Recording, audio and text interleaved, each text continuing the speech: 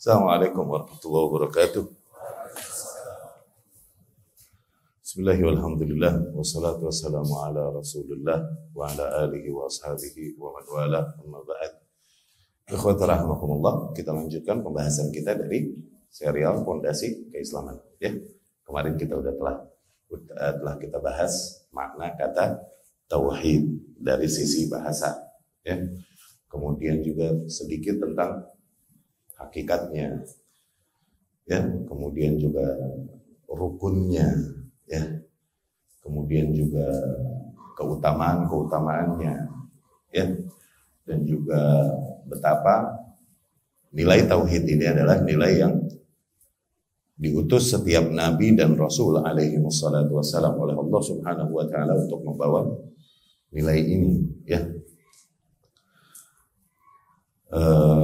Melanjutkan pembahasan selanjutnya. Nah, kalimat tauhid tersebut, ikhwati rahimakumullah, para ulama membaginya menjadi 3 bagian. Tauhid dibagi menjadi 3 bagian. Ya, ini lebih disusun oleh para ulama agar para awamul muslimin lebih mudah memahaminya dengan baik. Gitu loh. Sebagaimana Rasul juga nggak ngajarin pada kita rukun Islam 6, gitu kan? Rukun Islam 5, rukun iman 6. Nggak ada begitu dari Rasulullah Sallallahu Alaihi Wasallam. Cuman demikian akhirnya disusun oleh para ulama mempermudah kita tahap demi tahap mempelajarinya. Fungsinya demikian. Ya, ada sebagian yang membaginya ke dalam 2 bagian tauhid yang ujung-ujungnya sama juga maknanya. Insya Allah nggak masalah. Ya, tapi yang umum di Ahlus Sunnah, tauhid itu apabila kita lihat pembagiannya atau aspeknya jadi 3. Yang pertama uluhiyah, tadi diambil dari kata ilah.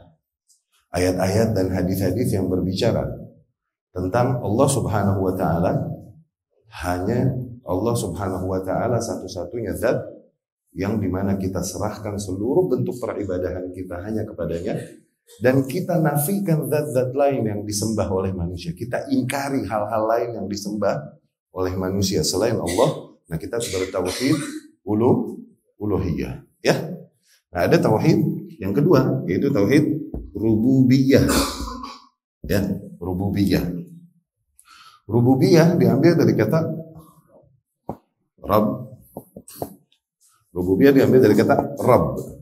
Rabb juga artinya Tuhan. Cuman bicara Rabb adalah Tuhan yang memiliki, Tuhan yang menciptakan, Tuhan yang berkuasa untuk mengatur apapun yang terjadi pada ciptaannya, Rabb. Ya. Ketika seseorang meyakini bahwa semua kuasa dalam menciptakan alam semesta dan menjadikan apapun di alam semesta ini terjadi itu hanya dengan kuasa Allah Subhanahu wa taala, enggak ada zat lain yang punya kuasa untuk menjadikan hal tersebut kecuali hanya Allah, maka dia bertauhid rububiyah. Nah, perhatikan, tauhid ini juga ada pada kaum musyrikin, tauhid rububiyah. Yani kaum musyrikin tahu yang menciptakan langit, bumi, menghidupkan, mematikan, memberikan rizki, menyelamatkan, menimpakan manfaat, menimpakan madarat, itu hanya Allah Subhanahu wa taala. Kaum musyrikin pun yang dihadapi Rasul sallallahu alaihi wasallam, mereka menerima itu. Mereka sama, sebelah situnya sama. Mereka meyakini kuasa itu hanya ada pada Allah Subhanahu wa taala. Banyak ayat yang menceritakan hal ini. Di antaranya Allah berfirman, "Wa la in sa'altahum man khalaqas samawati wal ard la yaqulanna Allah." Apabila engkau tanya kepada mereka, wahai Muhammad, siapa yang menciptakan langit dan bumi? Niscaya mereka akan bilang, Allah tuh. Mereka terima itunya mah. Yang menciptakan langit, bumi, menyembuhkan, menimpakan sakit, menimpakan bentuk-bentuk manfaat, menimpakan bentuk-bentuk madarat, itu hanya Allah Subhanahu wa taala. Kuasanya hanya ada pada Allah Subhanahu wa taala. Itu tauhid rububiyah. Cuman kaum musyrikin dulu dibilang musyrik, jadi musyrik padahal mereka meyakini itu. Padahal mereka meyakini hal tersebut, ya, meyakini rububiyah. Ketika diseru kepada mereka, apabila kalian memang yakin bahwa seluruh kuasa itu hanya ada pada Allah Subhanahu wa taala, maka jadikanlah Allah satu-satunya sesembahan. Diajak ke tauhid uluhiyah nih. Jadikan Allah satu-satunya sesembahan, tinggalkan sesembahan-sesembahan lain yang disembah oleh manusia selain Allah. Mereka nggak mau. Disuruh meninggalkan apa yang disembah kakek, nenek, moyangnya, dan kaumnya nih. Hal-hal lain yang mereka sembah selain Allah, mereka nggak mau. Kalaupun mereka meyakini kuasa semuanya hanya ada pada Allah. Dari situ mereka dikata musyrik. Awas. Jadi meyakini rububiyah saja seseorang masih bisa terjerumus ke dalam kesyirikan. Ya? Nih, patokannya di uluhiyah. Zed? Sama tahu satu lagi, tauhid asma was sifat. Tauhid asma was sifat.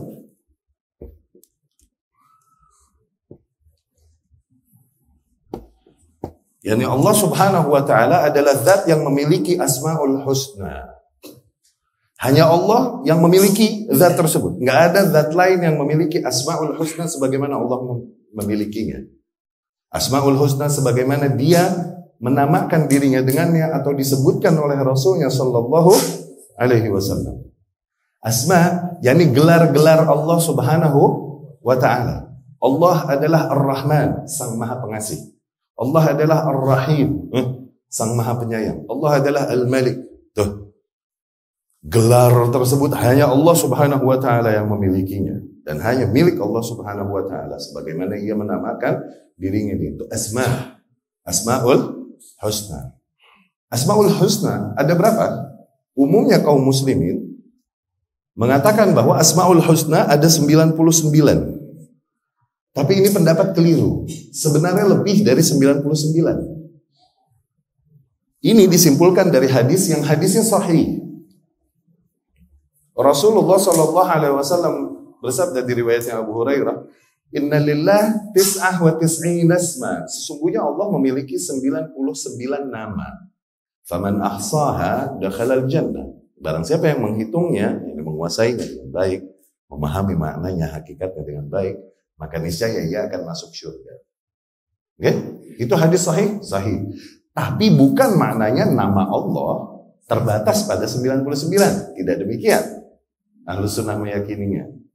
Ada nama-nama lain yang tidak disebut di dalam 99 ternyata. Di antara nama-nama Allah yang tidak tersebut di dalam di 99, misalnya Allah Al-Musa'ir. Nah, zat yang maha menentukan harga yang beredar di pasaran. Ya? Mim, apa ya? BBM. Ya. Naik dan turunnya harga dan lain-lain. Jadi Anas bin Malik radhiyallahu anhu cerita, ghalat al-as'ar fil Madinah. Suatu hari harga-harga di Madinah ini melambung tinggi sehingga para kaum muslimin komplain mengeluh kepada Rasul sallallahu alaihi wasallam, ya Rasulullah sa'ir lana, ya Rasulullah tentukan dong harga buat kita. Rasul pun sallallahu alaihi wasallam menjawab, innallaha huwal musa'ir, sesungguhnya Allah sendiri zat yang maha menentukan harga di pasaran. Lihat, ini bisa jadi pembahasan ilmu ekonomi yang luar biasa sebenarnya. Yani barat naik turunnya harga, mereka bilang dari mana ini? Mereka bilang supply dan demand katanya. Tergantung supply dan demand. Kalau demand naik apa yang terjadi? Kalau supply yang naik apa yang terjadi? Gitu, kata mereka begitu. Tapi ternyata nggak mutlak juga. Seringkali supply-nya besar, tapi harga tetap tinggi. Seringkali biasanya kalau supply tinggi kan harga turun, ya kan? Tapi enggak. Seringkali demikian. Dan gak serempak turun naiknya tuh serempak lah di pasar tuh serempak turun naiknya. Mereka mencoba mencari jawaban untuk hal itu. Oke? Ada John P. Huntington mencoba mencari jawaban itu di bukunya dan dia sampai kepada kesimpulan dia bingung. Dia bilang ini ada the invisible hand. Coba lihat itu di teori ekonomi. The invisible hand, yakni tangan-tangan yang berkuasa yang gak kelihatan. Kok bisa mereka menentukan harga itu? The invisible hand. Kita udah lebih jauh, kita ngomong ini dari akidah, itu bukan the invisible, itu the God's hand. Itu tangannya Allah Subhanahu wa ta'ala. Nah, Musa'ir ini gak ada di kisah di 99 gak ada. Asma itu gitu. Dulu kita suruh ngapalin kan waktu kecil sama-sama ya kan. Nggak ada mustahil di sini. Ya kan? Dan buktinya di antara doa-doa yang diajarkan Rasul Shallallahu Alaihi Wasallam juga menekankan kepada makna ini, bahwa ternyata nama tuh nggak 99. Rasul Shallallahu Alaihi Wasallam bersabda, tidaklah seorang hamba tertimpa kesedihan, kegalauan, kemudian dia membaca doa ini, kecuali pasti Allah hilangkan darinya apa yang dia temukan di hatinya, yakni kesedihan dan kegalauan ini. Doa kesedihan nih, doa kegalauan, doa broken heart, ya salam. Ini para Allah yang membutuhkan doa ini.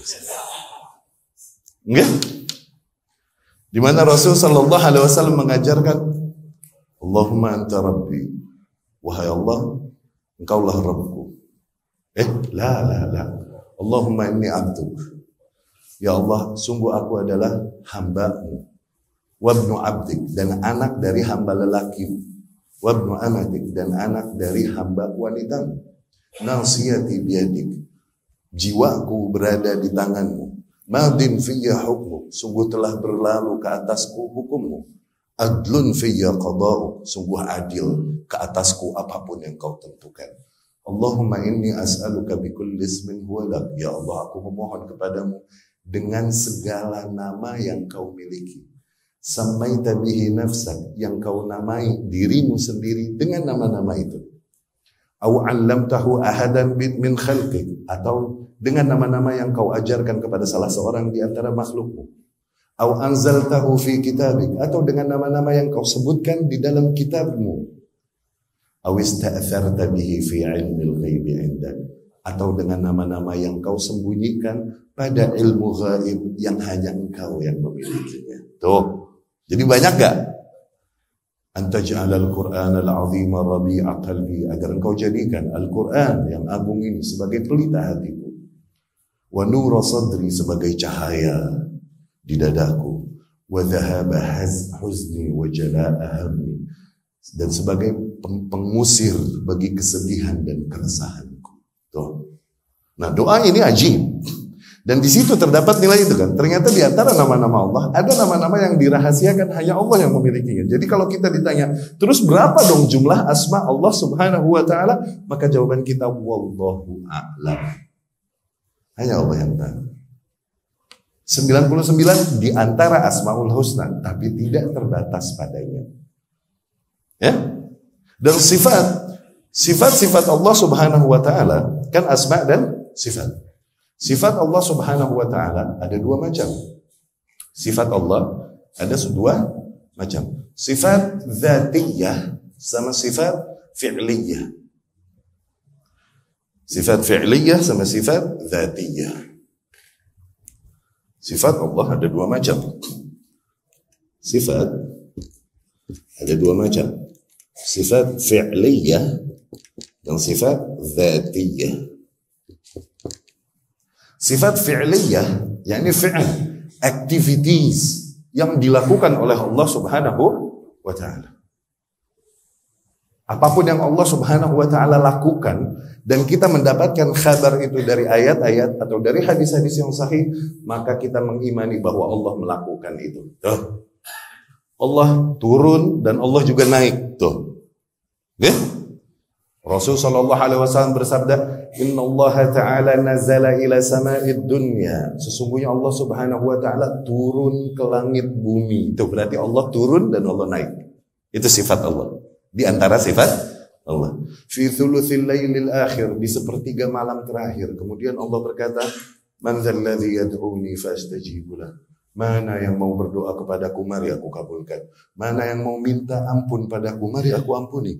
Mana yang mau bertaubat padaku, mari aku terima. Tuh lihat, di sepertiga malam. Di situ Rasul menyebutkan Allah turun di sepertiga. Berarti Allah juga melakukan naik turun. Allah beristiwa di atas arsy. Allah berfirman, "Innallaha 'alal 'arsy istawa." Berarti Allah beristiwa. Udah. Ya? Nah, bagaimana gerakan Allah dan aktivitas Allah Subhanahu wa taala? Baru kita katakan laisa kamitslihi syai'un wallahu a'lam. Semua aktivitas dan gerakan tersebut yang sesuai dengan seluruh keagungan dan kemahasempurnaannya. Wallahu a'lam gimana? Itu sifat. Ya? dan lain-lain. Ada di hadis-hadis sahih Allah Subhanahu wa taala tertawa. Ada dalam hadis-hadis sahih. Ini nanti pembahasan pendalaman materi tauhid nantilah. Kita cuma kasih kulit-kulitnya dulu nanti. Ya. Allah Subhanahu wa taala, kemudian Allah Subhanahu wa taala meridhoi banyak. Radhiyallahu anhum, tuh Allah meridhoi mereka, tuh berarti di antara aktivitas yang Allah meridhoi, dan ridho dari Allah yakni cinta, tuh berarti Allah yuhib, Allah mencintai. Ya kan? Itu aktivitas Allah Subhanahu wa taala sebagaimana disimpulkan dari mana? Dari wahyu, baik wahyu Alkitab ataupun wahyu sunnah. Itu sifat apa tadi? Fi'liyah, aktivitas yang dilakukan Allah Subhanahu wa taala. Ada sifat dzatiyah, yakni zatnya Allah Subhanahu wa taala. Zatnya Allah Subhanahu wa taala. Allah Subhanahu wa taala berfirman, "Yadullah fawqa aydihim." Tangan Allah di atas tangan mereka. Tuh. Wa qalatil yahudu yadallah maghlulah. Dan kaum Yahudi bilang tangannya Allah terbelenggu, ngeledek. Yahudi. Al-Quran bilang begitu. Berarti yang kita simpulkan apa? Yang kita simpulkan Allah berarti zat yang punya tangan. Faham? Berarti Allah punya tangan. Apa tangannya gimana? Wallahu laisa kamitslihi syai'. Tak ada satu hal pun yang serupa dengannya. Tangan yang sesuai dan cocok dengan segala zat, dengan segala sifat kemahamuliaan dan kemahasempurnaannya. Wallahu a'lam bentuknya gimana. Tapi imani, ketika Allah mengatakan tangannya Allah, maka imani sebagaimana Allah memfirmankannya. Sebagian kaum, jangan di sini bahaya. Ini juga ambil. Ya, ambil. Ya, ambil. Kopak di bawah. Iya, boleh. Punten. Apa dah?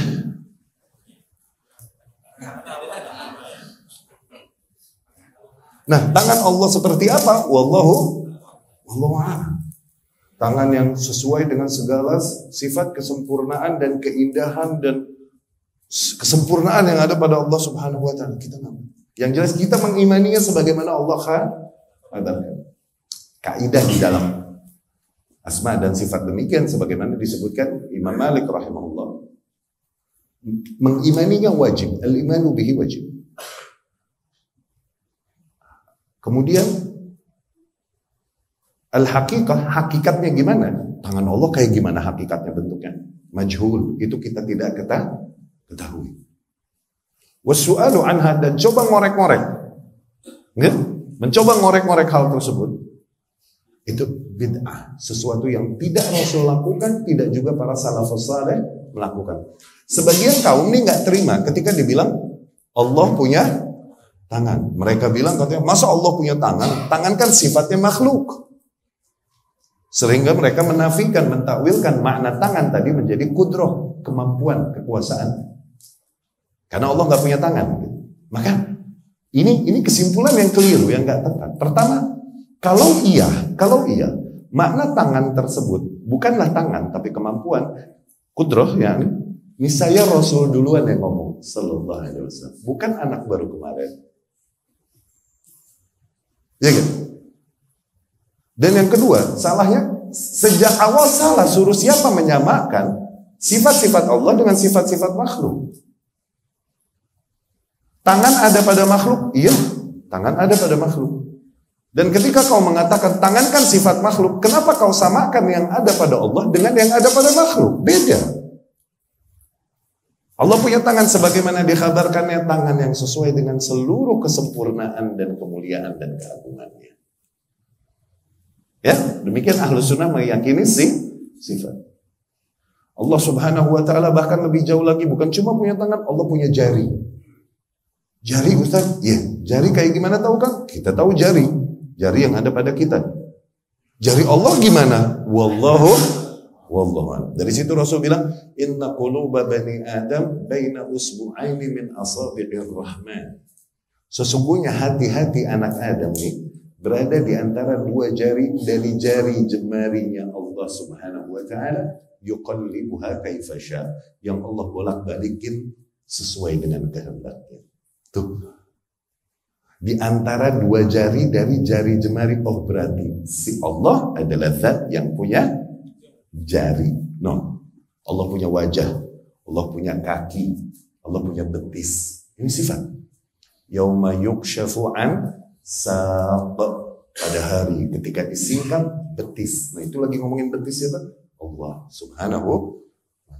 Nah, menerapkan asma dan sifat ini hanya, ingat, terbatas pada sebatas wahyu yang datang pada kita melalui Rasulullah Sallallahu Alaihi Wasallam. Ini hal yang sifatnya dogmatif, informasi yang sifatnya dogmatif. Nggak boleh kita improve, nggak boleh kita bikin kesimpulan-kesimpulan yang dari Rasul sendiri nggak ada. Sallallahu Alaihi Wasallam. Nggak boleh ijtihad di sini. Ini perkara yang sifatnya akidah dan dogma. Nanti pembahasannya asma wa sifat lebih lanjut. Anda cuma mau kasih gambaran bahwa tauhid itu secara keseluruhan terbagi dalam tiga unsur ini, tiga aspek ini. Yang pertama apa tadi? Uluhiyah. Berbicara tentang Allah sebagai satu-satunya zat yang disembah dan dinafikan zat-zat lain selain Allah Subhanahu wa ta'ala. Itu la ilaha illallah. Yani la ma'buda bihaqqin illallah. Tidak ada zat yang hak untuk disembah melainkan hanya Allah. Zat-zat lain yang disembah manusia selain Allah batil. Hanya Allah yang hak untuk disembah. Itu tauhid uluhiyah. Kemudian tauhid rububiyah, yaitu apa? Meyakini seluruh kuasa alam semesta ini hanya ada pada Allah Subhanahu wa ta'ala. Apapun yang terjadi di alam semesta hanyalah dengan kehendak Allah Subhanahu wa ta'ala. Allah yang maha menciptakan, Allah yang menghidupkan, Allah yang mematikan, Allah yang menggantikan siang dan malam, Allah yang menurunkan hujan, Allah yang menahan hujan. Semuanya Allah yang menumbuhkan. Semua yang terjadi di alam semestanya hanya sesuai dengan kehendak Allah Subhanahu wa ta'ala. Ini Rabba ya Rabbu artinya pengurus, kepengurusan, rububiyah, kepengurusan dan diaturnya alam semesta, kuasanya hanya ada pada Allah Subhanahu wa ta'ala. Apapun yang terjadi hanya terjadi dengan kehendaknya. Apa-apa yang tidak dikehendakinya untuk terjadi, maka tidak terjadi. Rububiyah. Tapi awas, orang di rububiyah doang dia belum muslim. Ingat gak? Karena ini juga ada pada kaum musyrikin terdahulu, semuanya meyakini rububiyah. Semuanya meyakini rububiyah. Kaum musyrikin terdahulu demikian, sebagaimana disampaikan Ibn Abbas radhiyallahu anhu. Semusyrik-musyriknya mereka meyakini rububiyah. Maka jangan sampai seseorang hanya dengan meyakini bahwasanya ketika misal seseorang minta di kuburan, terus kita bilang jangan minta di kuburan. Ini sesuatu yang sifatnya syirik dan lain-lain. Siapa bilang syirik? Anda mintanya sama Allah. Ini mah perantara. Ini kekeliruan yang sama sebenarnya yang terjadi pada kaum musyrikin dulu. Mereka menyembah apa-apa yang mereka sembah dari berhala-berhala tersebut, tujuannya mendekatkan diri kepada Allah Subhanahu wa ta'ala. Tahu? Mereka berkata nih, pernyataan mereka Allah abadikan di dalam Al-Quran. Ma na'buduhum illa liyuqarribuna ilallahi zulfa. Sungguh kami tidaklah menyembah Tuhan-Tuhan kami ini kecuali hanya dengan tujuan agar lebih mendekatkan diri kami kepada Allah. Tuh, sama. Error yang sama. Awas, rububiyah doang tidak membuat seseorang terhitung selamat dari kesyirikan. Di sini gitu. Uluh dan asma was sifat. Ya. Itu tauhid. Setelah pembagian. Sebagian ulama membagi tauhid ke dalam dua bagian, tapi ya ujung-ujungnya maknanya sama juga sih.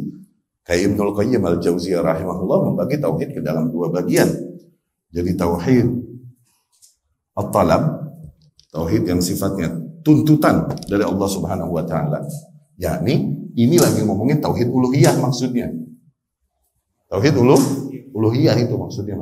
Allah menuntut dari hambanya agar menjadikannya satu-satunya zat yang diibadahi dan dinafikan hal-hal lain yang diibadahi oleh manusia selain Allah Subhanahu wa ta'ala. Sama tauhid al-ilmi. Tauhid al-ilmi. Apa yang kita ketahui atau apa yang kita ketahui seperti dan kita yakini. Yang kita ketahui dengan yang kita yakini. Ini maksudnya malah lagi ngomongin rububiyah sama asma wa sifat. Sebenarnya sama aja, ujung-ujungnya sama aja. Ini pembagian-pembagian yang diberikan oleh para ulama. Demikian ikhwati rahimakumullah. Kemudian kita lanjutkan lagi. Singkat cerita, bukankah Adam alaihi salam, Abul Bashar, bapaknya para manusia, datang ke muka bumi membawakan agama tauhid, bukan? Agama Islam, sebagaimana Allah ajarkan kepadanya, bukan? Ya. Tapi kok bisa kemudian ada agama-agama lain selain agama Islam dibawa oleh turunannya Adam alaihi salam? Ceritanya gimana? Bagaimana bisa terjadinya kesyirikan? Kita perlu memahami sejarah kesyirikan. Tujuannya apa? Tujuannya agar kita semakin memahami esensi tauhid. Ya, kita juga memahami celah-celah di mana terjadinya kesyirikan. Karena apa? Kemarin kita katakan pertemuan kemarin bahwa alam semesta ini berputar. Sejarah itu berulang. History repeats itself. Sejarah mengulang dirinya sendiri. Apa yang terjadi di masa sekarang, itu terjadi di masa lalu. Alasan yang sama juga yang menjadikan di masa lalu. Ya, dari situ kita perlu mempelajari bagaimana terjadi kesyirikan di muka bumi. Bukankah bapaknya manusia menyembahnya Allah? Kok ada kaum-kaum lain, anaknya Adam juga alaihissalam, nyembah hal lain selain Allah subhanahu wa ta'ala. Jadi di dalam mentafsirkan ayat Allah Subhanahu wa taala, kana an-nasu ummatan wahidah. Tadinya para manusia ini satu umat. Ya, satu agama, satu kesatuan agama. Faba'atha Allahu an-nabiyyina mubashshirina wa munzirin. Ya. Kemudian Allah utus ke atas mereka para nabi yang membawakan peringatan ke atas mereka dan membawakan juga kabar-kabar baik. Ya. Atau di ayat lain Allah berfirman, "Walau sya'allahu laja'alan nasa ummatan wahidah." Andai saja Allah kehendaki, bisa aja Allah jadikan manusia ini umat yang satu, semuanya satu agama, bisa nggak? Allah maha mampu nggak? Nah, tapi nggak begitu hikmah Allah di alam semesta. Wala yazaluna mukhtalifin illa man rahimah rabbuk. Yang ada justru senantiasa manusia akan berikhtilaf, berselisih, kecuali mereka yang dirahmati oleh Tuhan. Okay? Nah, Ibnu Abbas radhiyallahu anhu memberikan tafsiran pada ayat-ayat ini. Tadinya manusia ini sejak zaman Adam alaihi salam dan keturunannya mereka semua menyembah Allah Subhanahu wa taala. Mereka beribadah dengan baik kepada Allah Subhanahu wa taala. Dan kemudian berkembang biaklah mereka dan semakin menyebar. Semakin jauh zaman dari zamannya Adam alaihissalam, semakin hilang pada mereka ilmu agama yang dibawakan. Karena apa? Karena nikmat-nikmat dunia mulai membutakan, mulai menggiurkan mereka. Semakin terpalingkan mereka dari hakikat kehidupan yang sebenarnya adalah kehidupan akhirat gitu loh. Ini tuh cuma tempat singgah. Kenapa? Karena nikmat duniawi yang akan selalu menggoda untuk setiap anak Adam alaihissalam dari zaman ke zaman. Terjauhkan, hilanglah ilmu pada mereka. Sehingga banyaklah nilai-nilai agama yang hilang pada mereka. Okay? Tapi sepeninggal Adam alaihissalam, terdapatlah orang-orang soleh. Terdapat orang-orang soleh yang seringkali muncul pada tangan mereka hal-hal yang sifatnya seperti mukjizat. Ini yang dikenal dengan nama karamah. Karamah. Kalau pada Nabi, mukjizat. Kalau selain Nabi, karomah. Ya kan? Orang-orang soleh, orang-orang yang beriman dengan baik kepada Allah dan sering terjadi pada mereka karomah demikian. Tapi kemudian orang-orang soleh ini, atau bahkan nabi-nabi yang ada pada mereka ini setelah Adam alaihissalam, meninggal juga. Meninggal dunia juga. Yang ada apa? Mereka terus mengenang orang-orang soleh tersebut. Mengenang orang-orang soleh tersebut, kesolehannya dan lain-lain mereka ceritakan kepada anak-anaknya, kepada kaumnya. Bahkan mulai syaitan masuk di situ, dibumbuilah cerita-cerita yang enggak-enggak. Waktu demi waktu berlalu, zaman demi zaman berlalu. Okay? Udah nambah cerita-cerita ini. Tahu nggak orang soleh dulu, dia sholatnya di atas air biasa, ngambang. Dia kalau mancing nggak usah naik perahu, ngambang dia. Ada yang sekali sabet puun bambu, bambu langsung baris jadi musola. Ceritanya ditambah-tambahin sama syaitan. Dan mulailah diberisikan ide, oleh syaitan kepada mereka. Ide ini inovasi mulai. Kenanglah mereka dengan membuat surah, lukisan-lukisan. Mulailah mereka membuat lukisan-lukisan yang menggambarkan nih orang-orang soleh itu. Orang-orang soleh tersebut zaman dulu. Tujuannya memotivasi kita agar beramal saleh dengan baik sebagaimana orang-orang soleh tersebut. Nah tujuannya itu tadinya. Digambar begitu tuh. Waktu demi waktu berlalu, zaman demi zaman berlalu, dibisikin lagi sama syaitan. Tambahin deh. Lebih jelas lagi, bukan hanya gambar, buatkan buat mereka monumen. Monumen yang menggambarkan si orang-orang soleh yang mereka ceritakan. Dibuatkanlah monumen dan lain-lain ini itu. Kemudian mereka berpikir bahwa ini orang-orang adalah orang-orang yang didekatkan kepada Allah Subhanahu wa Ta'ala. Kita ini orang-orang kotor, gak bisa minta langsung sama Allah. Kita perlu perantara antara kita dengan Allah Subhanahu wa Ta'ala. Ini proses nih berzaman-zaman. Bukan sebulan 2 bulan. Kita perlu memohon kepada Allah melalui perantara orang-orang soleh ini. Mulailah mereka jadikan ini monumen-monumen yang mereka buat tadi sebagai perantara antara mereka dengan Allah. Gitu. Mereka memohon kepada arwah-arwah nih orang-orang ini agar menyampaikan hajatnya kepada Allah Subhanahu wa Ta'ala. Mereka menjadikan perantara antara mereka dengan Allah. Waktu demi waktu berlalu, zaman demi zaman berlalu, Allahnya dilupakan, yang diminta ini orang. Terjadinya kesyirikan begitu. Jadi syaitan nggak datang ke manusia langsung, udah nggak usah sembah Allah, sembah yang lain. Nggak terima. Fitrah manusia akan menolak itu. Nggak masuk. Tapi gimana ngegesernya tadi? Dikit-dikit. Mulai bisa difahami nggak tuh patternnya tuh? Bagaimana manusia bergeser dari. Nah monumen tadi by the way. Bahasa lainnya, monumen yang tadi Anda sebut, bahasa lainnya berhala. Monumen bahasa yang dihaluskan aja. Ya. Jadi kalau mau digambarkan antara Adam dan Nuh alaihissalam, sehingga 1000 tahun setelah Adam alaihissalam, 1000 tahun setelah Adam alaihissalam, manusia udah menyembah hal lain selain Allah Subhanahu wa Ta'ala. Di situ Allah turunkan hujah pertama di atas muka bumi. Allah utus kepada mereka Rasul pertama di atas muka bumi, yaitu Nuh alaihissalam. Nah, ya. Jadi antara Adam alaihissalam, okay, dengan Nuh alaihissalam, ini 1000 tahun. 1000 tahun.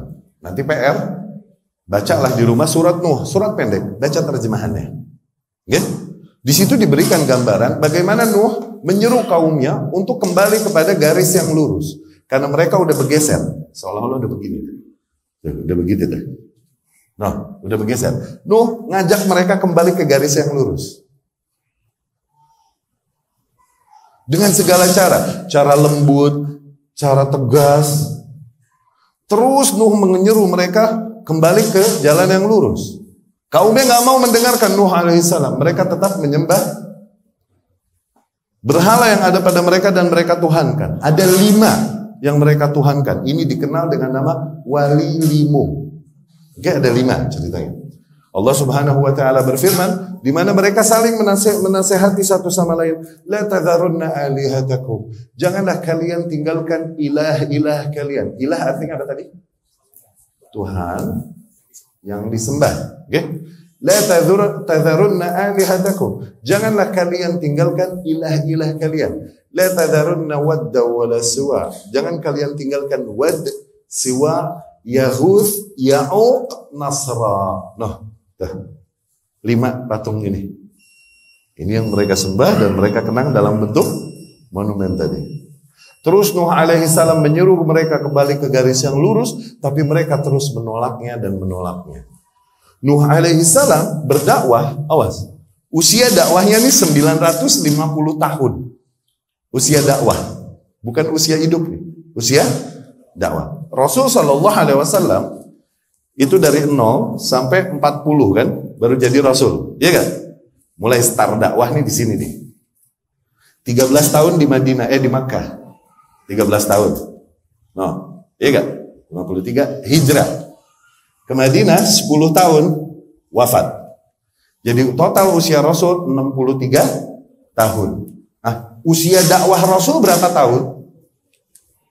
23 tahun. 23 tahun usia dakwah Rasul. Nah sekarang usia dakwah Nuh 950 tahun. Umurnya berapa nih? Orang zaman dulu panjang namanya. Rasul sallallahu alaihi wasallam di dalam hadis Ummul Mukminin Aisyah radhiyallahu anha pernah bertanya, "Apa yang paling berat yang kau temui dari kaummu ya Rasulullah?"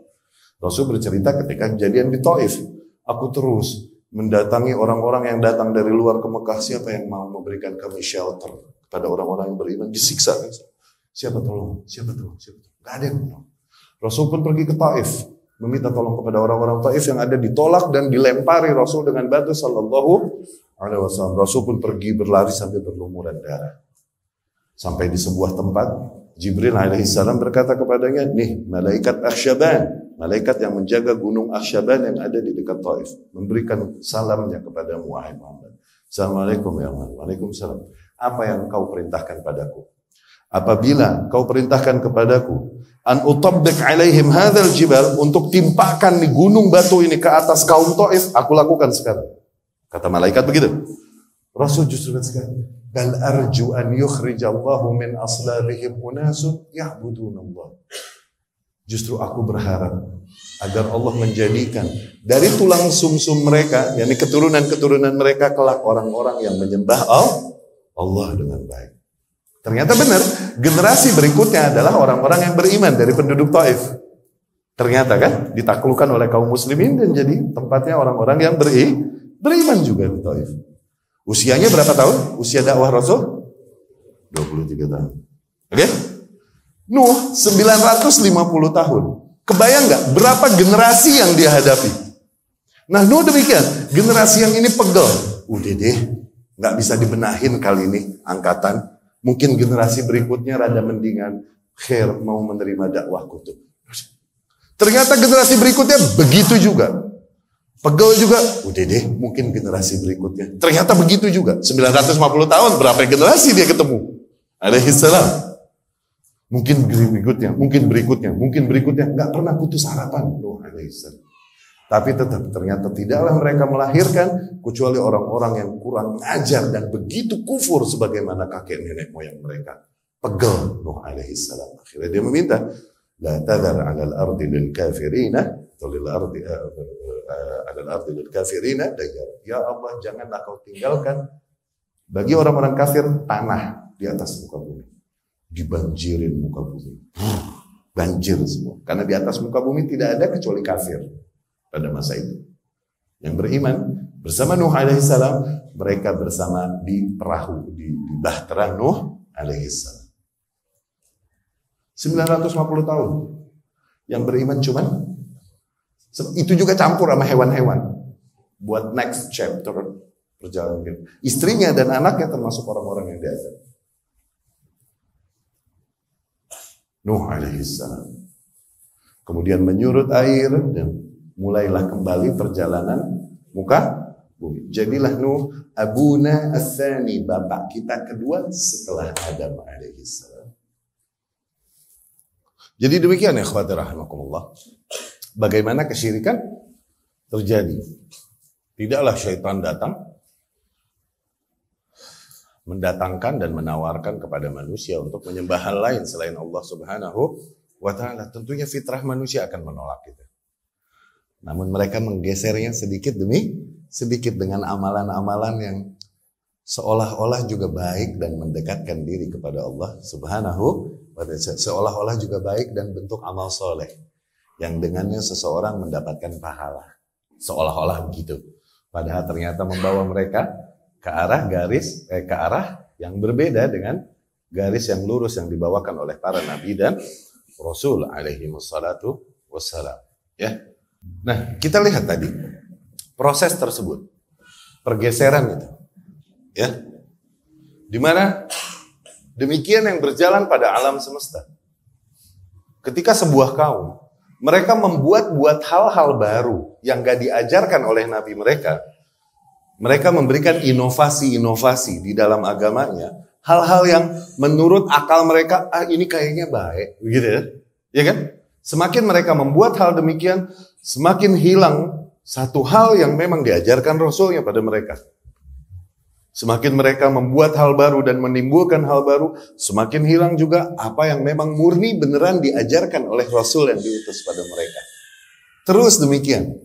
Tambah hal baru, tambah hilang yang emang diajarin. Tambah hal baru, tambah hal hilang yang emang diajarin. Sehingga di suatu zaman, mereka akan menemukan ternyata diri mereka, kaum mereka, udah berada di dalam formula beragama yang totally different, yang total berbeda dengan yang awal.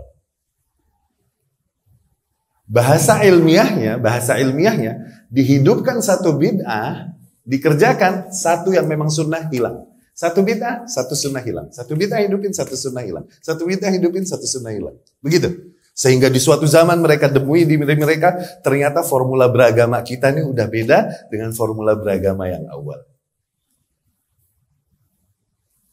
Ini nanti akan semakin kita fahami seiring kita memahami kalimat syahadat ini yang sekarang masih la ilaha illallah. Nanti kita membahas tentang Muhammadar Rasulullah, itu akan semakin kita faham. Ala kulli hal kita mau memberikan gambaran aja dulu bagaimana manusia menyimpang. Dan ingat-ingat tentang wali limo tadi. Ingat-ingat itu. Karena nanti di ujung perjalanan akan kita bahas tadi lagi. Wali limo tadi. Zain? Kita lanjutkan. Nuh alaihi salam berjalanlah di atas muka bumi dan turunannya Sam, Ham, Yafith dan lain-lain. Inilah yang berkembang biak di muka bumi dan menjadi gen-gen yang berbeda. Beda nih dari turunan Nuh alaihi salam. Ya, jadi macam-macam warnanya nih. Dari turunan-turunannya Nuh alaihi salam. Ya. Tapi ternyata 1000 tahun setelah Nuh alaihi salam, itu manusia udah kembali menyembah hal lain selain Allah. 1000 tahun setelah Nuh, itu zamannya Ibrahim alaihi salam. Dan pergeserannya, kok gimana di zaman Ibrahim? Bahkan Ibrahim lahir di rumah pembuat monumen tadi. Kok gimana manusia bisa begini lagi? Sama, prosesnya sama kayak tadi. Selalu begitu.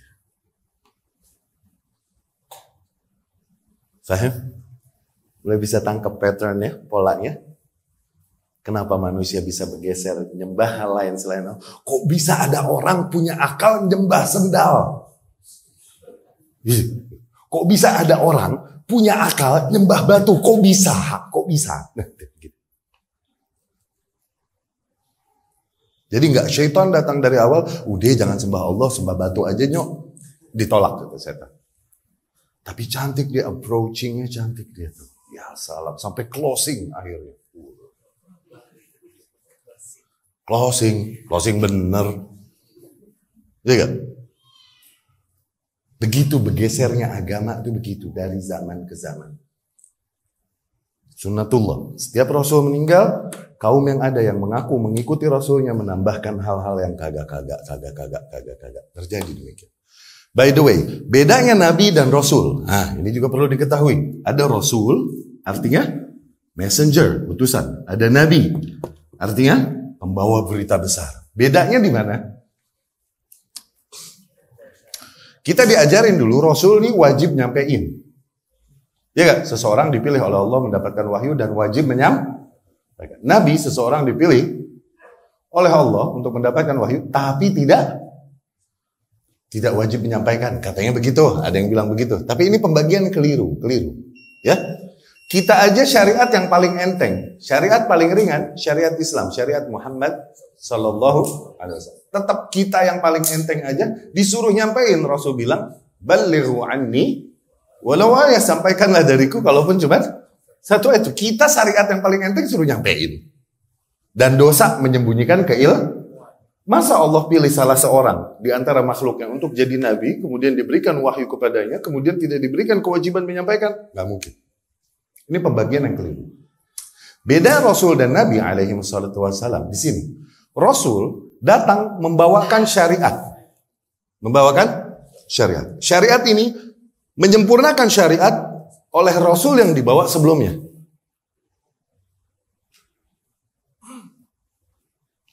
Syariat sempurna pada syariat Muhammad sallallahu alaihi wasallam. Kitab sempurna pada Al-Qur'anul Karim. Zain? Kesempurnaan ini mengalami proses evolusi, nggak langsung sempurna. Syariat, datang syariat baru menyempurnakan yang sebelumnya. Datang syariat baru menyempurnakan yang sebelumnya. Datang syariat baru menyempurnakan yang sebelumnya. Rasul datang nih bawa syariat baru menyempurnakan syariat Rasul. Nah, syariat ini dilambangkan oleh kitab. Bawa syariat, yakni bawa kitab, bawa undang-undang baru. Hukum-hukum akidah nggak berubah. Yang berubah hukum-hukum fikih, halal haram. Akidah dari dulu begitu, nggak berubah. Usul nggak berubah. Oke?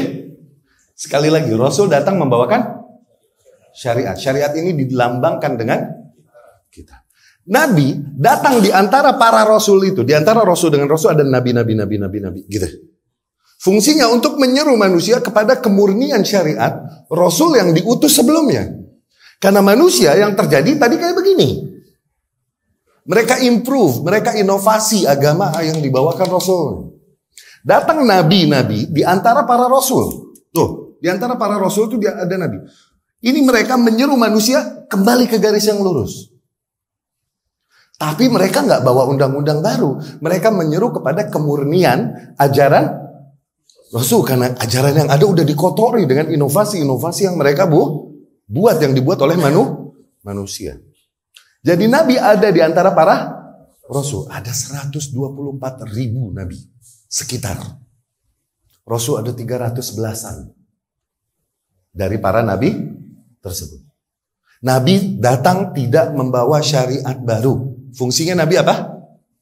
Menyeru manusia kepada kemurnian syariat Rasul yang diutus sebelum Nabi tersebut. Menyeru kepada kitab yang dibawa oleh Rasul sebelum. Kenapa? Manusia menyimpang dari hal tersebut. Oke? Iya kan? Jadi kalau dibilang Nabi, dibilang Rasul, pasti Nabi. Tapi dibilang Nabi, belum tentu Rasul. Bedanya di mana tadi? Bawa syariat atau enggak? Bawa kitab atau enggak? Ibnul Qayyim al-Jauziyah rahimahullah al-Imam berkata, Allah menurunkan ratusan kitab ke atas muka bumi. Ratusan kitab berarti dibawa oleh ratusan Rasul. Ratusan kitab ini terangkum dalam 3 syariat besar. 3 kitab yang paling besar. Zabur yang ada pada Dawud alaihissalam. Taurat yang ada pada Musa, ini Al-Ahdu Al-Qadim, Old Testament, perjanjian lama. Sama perjanjian baru, yakni Bible, Injil yang turun pada Isa alaihissalam. 3 ini merangkum berapa? Ratusan tadi. 3 nih. Nah 3 kitab ini terangkum lagi dalam 1 kitab penutup penyempurna terakhir. Al-Quranul Karim. Kita udah megang Quran, ngapain buka kitab-kitab yang lain? Ngapain? Sehingga Umar bin Khattab radhiyallahu anhu ketika ketahuan nama Rasul baca Al-Ahdul Qadim, baca Taurat, baca perjanjian lama, diomelin nama Rasul sallallahu alaihi wasallam. Alam yakfik ma ja'a minni ya Umar? Belumkah cukup untukmu yang datang dariku ya Umar? Wallahi law kan Musa hayyan ma wasi'ahu illa yatabi'ani. Demi Allah, kalau Musanya masih hidup lagi, dia nggak punya pilihan lain kecuali harus ngikutin aku. Tuh lihat, datang syariat yang berikutnya menghapus syariat sebelumnya. Udah berarti yang ini udah dihapus. Beriman harus sama yang ini. Orang ngaku beriman sama yang ini tapi mengingkari yang ini, kehitungnya kafir. Sekali lagi, orang ngaku beriman sama yang sebelumnya tapi kafir sama yang setelahnya, kehitung kafir. Sebagaimana mereka yang beriman pada Musa nggak mau beriman pada Isa. Sebagaimana mereka yang beriman pada Isa tapi nggak mau beriman kepada Muhammad. Kafir hitungannya. Datang syariat baru menghapus syariat yang sebelumnya, menyempurnakannya. Al-Quran terangkum lagi di dalam satu surat, yaitu Al-Fatihah. Tuh. Makanya Al-Fatihah dibilang Ummul Kitab, bapaknya, ibunya Al-Kitab. Yakni surat-surat yang ada di dalam Al-Quran adalah penjabaran panjang lebar dari apa yang Allah globalkan di Al-Fatihah. Istilahnya begitu. Ya, Al-Fatihah terangkum lagi dalam satu ayat. Iyyaka na'budu wa iyyaka nasta'in. Ya, jadi kalau ditanya dalilnya, apa dalilnya rububiyah, uluhiyah, al-asma wa sifat? Tadi, apa aja? Tauhid apa aja? Uluhiyah, cenah. Terus rububiyah, asma wa sifat. Oke. Uluhiyah. Dalilnya apa? Iyyaka na'budu. Artinya apa? Hanya kepadamulah kami beribadah. Tuh, lihat. Menjadikan Allah satu-satunya zat yang diibadah. Tuh. Rububiyah dalilnya apa? Iyyaka nasta'in.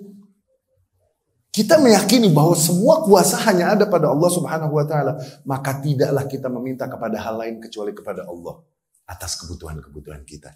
Iyyaka nasta'in. Tauhid rububiyah. Asma wa sifat dalilnya apa? Malik Yaumiddin, Ar-Rahman, Ar-Rahim, itu asma wa sifat semua. Ajib gak? Ajib gak? Dari Al-Fatihah. Dari Al-Fatihah doang. Ya, kalau ditanya, ini dogmakan sama anak-anak kita, biar mereka menghafal hal ini. Apa dalil tauhid uluhiyah? Iyyaka na'budu.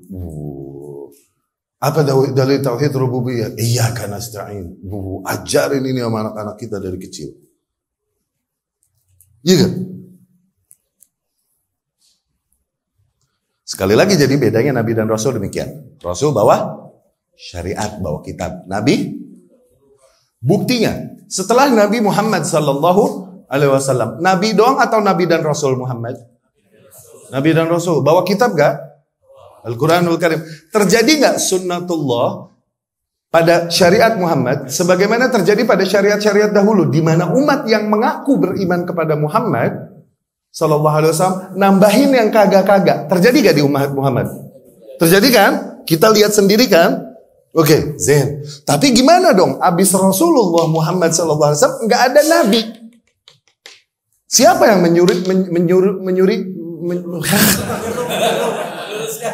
yang menyeru maksud gue?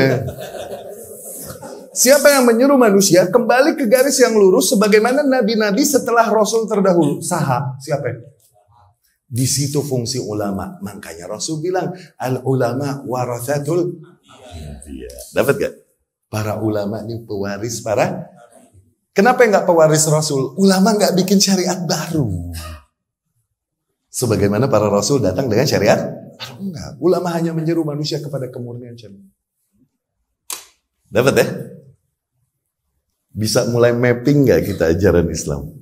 Dasar-dasar keislaman. Hah? Jadi demikian terjadinya kesyirikan pada manusia. Ikhwati rahimakumullah. Sampailah zaman Isa alaihi salam. Syuf, Nabi dan Rasul gak pernah kosong di setiap zaman.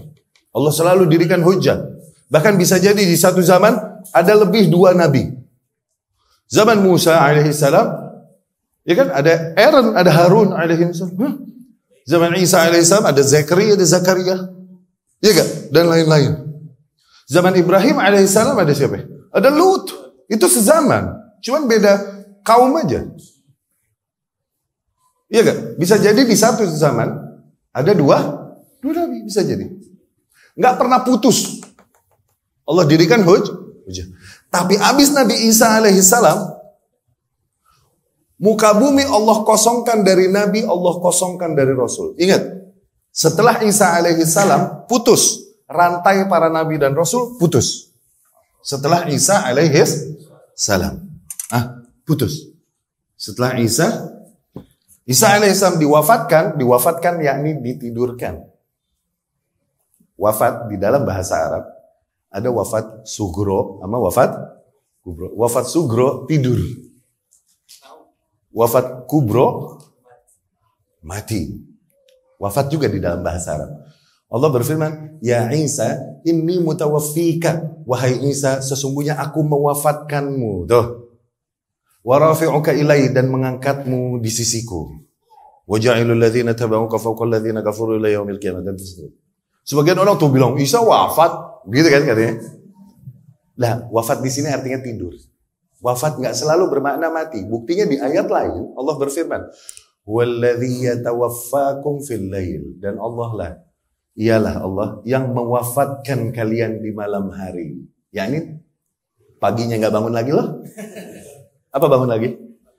Yakni mewafatkan, yakni menidurkan. Dapat ya? Ala kulli hal, setelah Isa alaihissalam naik ke langit, muka bumi Allah kosongin dari Nabi, Allah kosongin dari Rasul.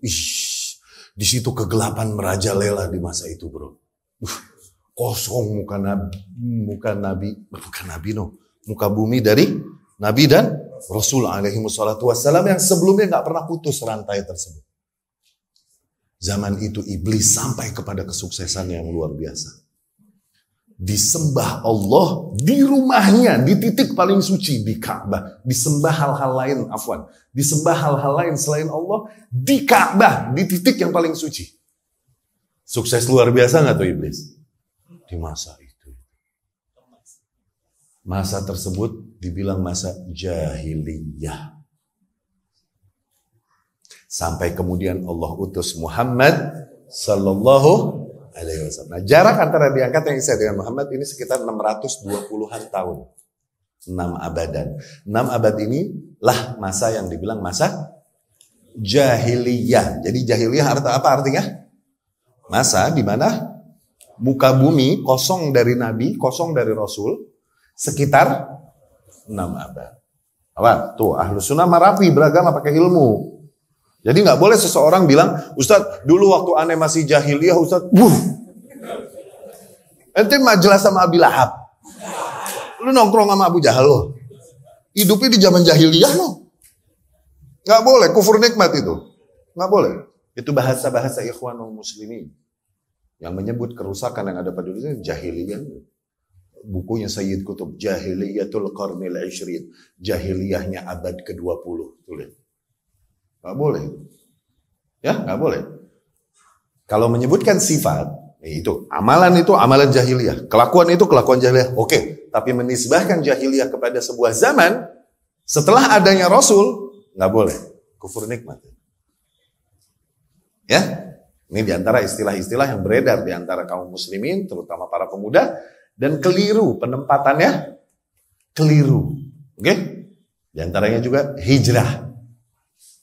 Hijrah. Ustaz, aneh udah hijrah. Hijrah kemana? Lu masih jaksel-jaksel aja lo. Hijrah kemana? Segala. Iya Ustaz, aneh udah hijrah ini itu. Ya akhi, Umar bin Khattab dulu radhiyallahu anhu itu rusak luar biasa dan memerangi kaum muslimin. Ada cerita nggak dia masuk Islam? Dia bilang, dulu aneh waktu masih belum hijrah. Ada nggak bahasa hijrah ini dipakai? Al-Imam Abdullah ibn Mubarak. Imam Abdullah ibn Mubarak. Oke, foya-foya dan main musik dulunya dan lain-lain. Kemudian bertaubat. Menuntut ilmu dan kemudian jadi imam besar luar biasa. Ada nggak cerita? Dulu aneh pas waktu hijrah. Ada nggak penggunaan bahasa hijrah di antara para salafus? Ada nggak? Fudail bin Iyad al-Imam rahimahullah. Rampog. Bukan copet, rampog. Spesialis rampog haji lagi. Luar biasa kan? Tobat, belajar, nuntut ilmu, jadi imam. Ada cerita nggak? Dulu aneh hijrah. Ada cerita begitu. Apakah hijrah ini digunakan oleh para salaf? Nggak ada, percaya dah. Kecuali salafnya bukan kita ya. Bukan sahabat, tabi'in, tabi'ut, tabi'in. Kecuali salafnya bukan mereka ya. Entahlah, mereka mungkin sumber lain mungkin. Ini bahasanya nggak ada dari Rasul, nggak ada juga dari sahabat. Ada dari ikhwanul muslimin. Ada. Mereka mengkafirkan negeri kaum muslimin. Ketika seseorang taubat dan berbaiat kepada kelompoknya, tuh udah meninggalkan negeri kafir, masuk ke negeri Islam, hijrah. Tuh, ada bahasa itu dari ikhwanul muslimin. Hakikatnya dari mana yang kita pakai dan kita terapkan pada lidah kita sehari-hari ini? Sebenarnya urufnya siapa ya? Ayo. Dibikin enaknya beragama dengan ilmu. tapi bukan dengan tren yang beredar, bukan dengan semangat yang membara, tapi emang sains yang kita tahu yang mendasari akidah dan keyakinan kita. Iya kan? Nah, pertemuan yang akan datang, ingetin Anda, kita akan ceritakan bagaimana nanti masih di dalam sejarah tauhid dan kesyirikan. Kita akan ceritakan sejarah tentang Ibrahim alaihissalam dan bagaimana terbentuknya dua agama besar, yaitu dua bangsa besar, yaitu Arab dan Yahudi. Bagaimana itu terbentuknya dan kemudian apa yang mereka lakukan dan lain-lain, dan apa yang mereka propagandakan kepada kaum muslimin. Ini bisa kita gambarkan insya Allah di pertemuan yang akan datang. Ya, ingetin Anda, dan termasuk sejarah bagaimana Ka'bah tadi, Ka'bah yang merupakan spot paling suci di muka bumi yang didirikan oleh siapa Ka'bah? Ibrahim dan Ismail alaihissalam yang membangun Ka'bah kembali dari pondasinya. Konon pondasinya udah ada dari dulu. Tapi diperintahkanlah Ibrahim dan Ismail untuk membangunnya kembali. Wallahu a'lam. Menjadi tempat suci yang merupakan rumah Allah pertama di muka bumi. Kok bisa? Ketika Rasul menaklukkan Makkah, terdapat berhala-berhala yang disembah oleh manusia sejumlah hari dalam setahun. Sekitar 360-an berhala di situ. Kok bisa? Gimana ceritanya kok manusia bisa begitu? Nah, ini di pertemuan yang akan datang masih masuk di dalam sejarah kesyirikan. Ya, Tayyib, aku qouli hadza wa astaghfirullah li wa lakum.